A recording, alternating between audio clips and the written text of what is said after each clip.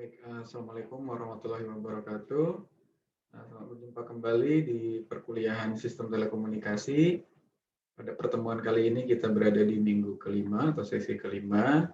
Topik yang akan dipelajari di sesi ini adalah mengenai sinyal komunikasi, di mana di situ ada dua bagian yang akan dipelajari. Pertama adalah mengenai dasar sinyal, kedua mengenai karakteristik kanal sinyal analog, ketiga mengenai fundamental dari sinyal analog dan sinyal digital, keempat ini mengenai analog to digital conversion, dan yang kelima mengenai sinyal power. Yang pertama mengenai dasar sinyal, di sini dijelaskan bahwa sinyal adalah merupakan besaran fisis yang akan berubah-ubah menurut waktu, ruang, atau variabel-variabel bebas independen lainnya. Contohnya misalkan di sini ada sinyal suara, ada sinyal gambar. Secara matematis, sinyal adalah fungsi dari satu atau lebih variabel independen. Yang paling umum adalah sinyal merupakan fungsi dari waktu. Artinya di sini bahwa sinyal ini akan berubah-ubah seiring dengan berjalannya waktu. Nah, untuk keperluan telekomunikasi, misalkan elektronik, juga sinyal atau besaran fisis harus diubah dulu menjadi sinyal-sinyal listrik, ya. Atau terkadang juga perlu diubah menjadi sinyal elektromagnetik ataupun sinyal optik. Nah, di sini makanya di situ diperlukan sebuah perangkat atau alat yang mengubah energi dari suatu bentuk ke bentuk lainnya yang disebut dengan transducer. Misalnya adalah untuk mengubah sinyal suara menjadi sinyal elektrik atau sebaliknya. Di gambar satu dapat dilihat bagaimana sebuah transducer itu akan mengubah sinyal suara menjadi sinyal listrik, kemudian ada sebuah audio amplifier untuk menguatkan sinyal tersebut, artinya sinyal listriknya yang dikuatkan, kemudian di situ akan dikeluarkan ada transducer lagi yang mengubah sinyal listrik menjadi sinyal suara yang dinamakan dengan loudspeaker. Nah, ini di gambar 2 dapat dilihat nanti contoh sinyal suara merupakan grafik sinus, ya, grafik gelombang. Di sini ada amplitude dan time, waktu tentunya, yang menjadi besaran-besaran yang terdapat di dalam sebuah sinyal suara. Yang pertama adalah amplitudo. Amplitudo adalah ketinggian sinyalnya. Kalau kita analogikan dengan suara, contoh sinyalnya adalah suara, maka adalah keras lemah suara tersebut. Artinya semakin besar suara tersebut, ya maka amplitudenya akan semakin besar. Ini kuat lemahnya bunyi atau suara yang dihasilkan. Misalkan kalau pada manusia orang teriak-teriak ya dengan suara menggelegar, ya otomatis maka di situ besaran amplitudenya yang besar. Yang kedua adalah frekuensi, ya. Di sini satuannya adalah hertz, ya, disimbolkan dengan F kecil. Nah, di sini frekuensi ini adalah getaran atau besaran dalam rentang waktu 1 detik, ya. Nah, semakin tinggi frekuensi bila dianalogikan dengan sebuah suara, maka suara ini seperti halnya pada nada, ya. Nadanya semakin tinggi, maka frekuensinya akan semakin tinggi. Contohnya pada piano ada nada rendah, nada tinggi. Nah, nada yang tinggi inilah disebut dengan frekuensi tinggi. Sedangkan nada yang rendah adalah frekuensi yang rendah. Jadi kalau frekuensi ini tidak terkait dengan tadi kuat keras lemahnya bunyi suara, tetapi ini terkait dengan range nada. Oke. Nah, kemudian di situ juga ada yang dinamakan dengan frekuensi sudut. Contoh kalau frekuensi sudut ini pada gejala atau case-case di mana terjadi putaran-putaran di mana dalam satu kali putaran dalam 1 detik itu dinamakan dengan frekuensi.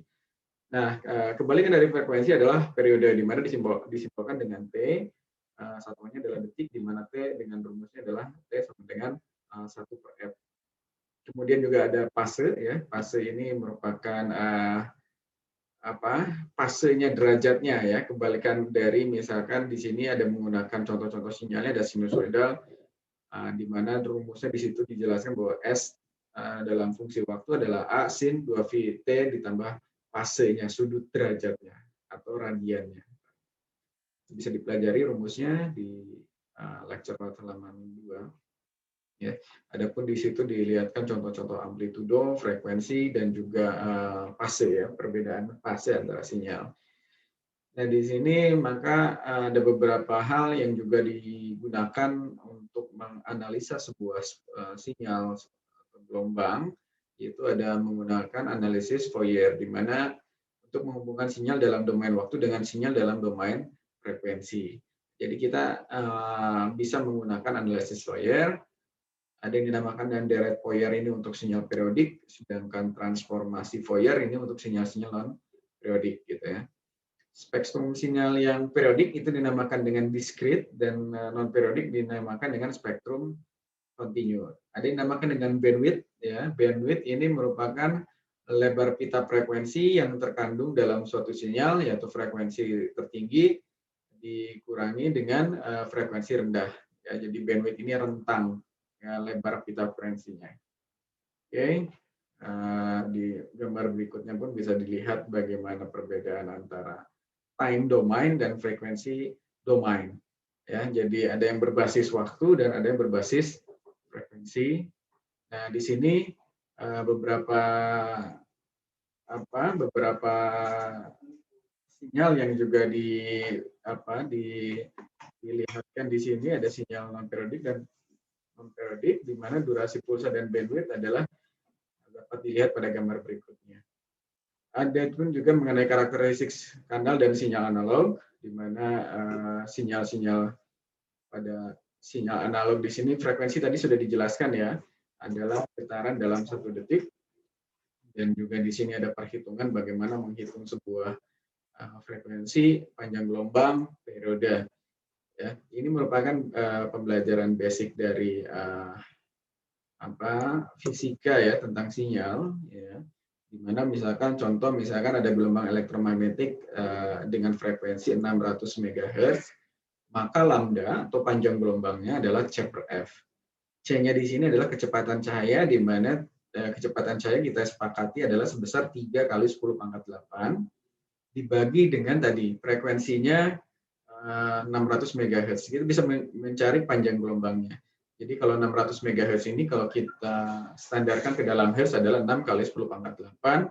Jadi 3 kali 10 pangkat 8 dibagi 6 kali 10 pangkat 8, maka dihasilkan 0,5 meter. Itulah panjang gelombang. Jadi panjang gelombang ini panjang di mana satu gelombang. Ingat kita satu gelombang adalah satu bukit dan satu lembah. Oke. Nah, mengenai suara juga kita ketahui bahwa suara yang diucapkan manusia atau speech ketika kita berbicara ini memiliki frekuensi antara 35 sampai 10.000 Hz gitu ya. Sedangkan audio yang didengar oleh telinga kita adalah rentangnya di frekuensi 20 sampai 20.000 Hz. Dan sound atau bunyi, sembarang bunyi itu bisa rentangnya sangat luas gitu ya. Tetapi kita tetap karena telinga kita hanya bisa menerima frekuensi 20 sampai 20.000 Hz, yang akan terdengar oleh telinga itu adalah pada rentang tersebut gitu ya. Nah, sedangkan di sini ada juga dinamakan voice ya. Voice itu adalah speech yang sudah difilter di mana frekuensinya adalah 300 sampai 3.400 Hz gitu ya. Nah, di sini pun ada filter. Jadi filter ini adalah yang dapat meloloskan frekuensi tertentu atau meredam frekuensi lainnya. Ini dinamakan dengan low pass filter. Jadi kalau low pass filter itu yang diloloskan aja frekuensi-frekuensi rendah. Frekuensi rendah itu tadi kalau di suara ini suara-suara yang bass gitu ya. High pass filter ini adalah frekuensi tinggi yang diloloskan atau suara-suara yang melengking.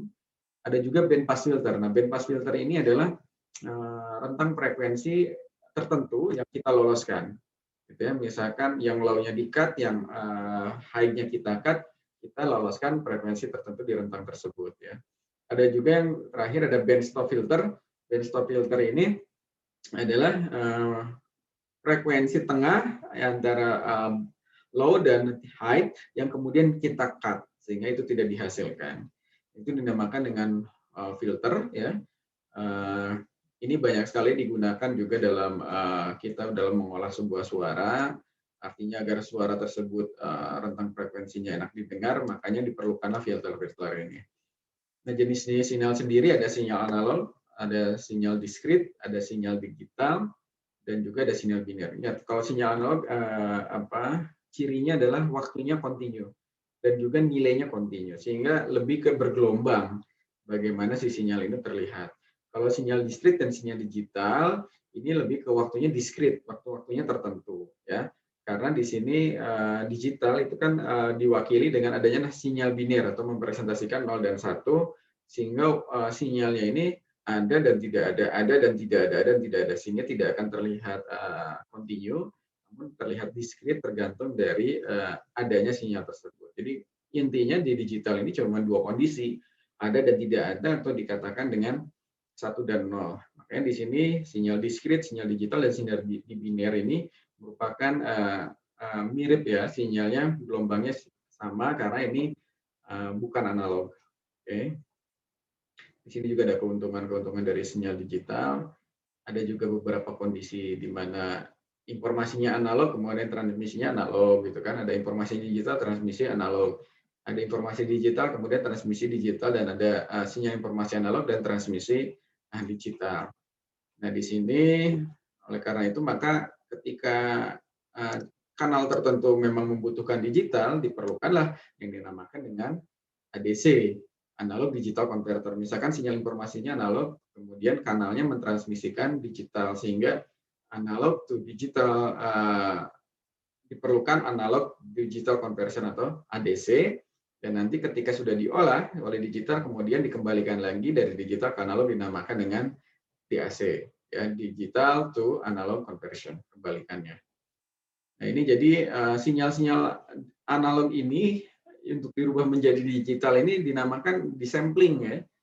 Jadi misalkan sinyal yang kontinu analog ini kemudian dipilih beberapa titik, sehingga titik-titik inilah yang kemudian menjadi data-data digital. Ya, jadi sampling rate ini sangat menentukan bagaimana kualitas dari sinyal yang dihasilkan. Nah, ini tentunya tergantung daripada IC, berapa bit yang digunakan IC-nya tersebut yang bisa menyampling sinyal analog ini persis. Jadi sehingga nanti sinyal digitalnya akan persis dengan sinyal analog.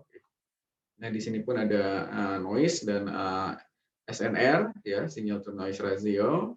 Noise ini memang merupakan pengganggu, sehingga bagaimana si noise ini bisa diredam sehingga suara ini secara digitalnya bisa terdengar lebih jelas, gitu ya. Beberapa pengkodaan sinyal suara ada adaptive PCM, differential PCM, kemudian delta modulation, adaptive DPCM, dan GSM speed coding, ya. Di sini pun menghitung bagaimana daya sinyal, ya, satuannya adalah watt, ya. Namun ada juga di algoritmikan ada yang menggunakan decibel watt atau decibel meter, ya. Di sana dijelaskan di lecture note bagaimana cara mengkonversi dari watt ke dB, ya, menggunakan logaritma, kemudian dari dB watt ke dBm, ya. Nah, itu tentang konversi sinyalnya. Nah, makanya di sini ada yang dinamakan dengan power loss dan power gain, di mana penguatan sinyal dan peredaman sinyal. Tadi penguatan sinyal oleh amplifier, peredaman akibat adanya noise yang mengganggu sinyal tersebut. Itu mungkin overview di sesi 5 kali ini. Silakan rekan-rekan untuk dipelajari kembali lecture note-nya ataupun mengambil sumber-sumber lain yang terkait. Juga PPT, video, kuisnya juga dikerjakan, dan juga yang paling penting adalah tugas diskus yang harus dikumpulkan tepat waktu sebagai absensi di perkuliahan ini. Terima kasih banyak atas atensinya. Demikian, wassalamualaikum warahmatullahi wabarakatuh.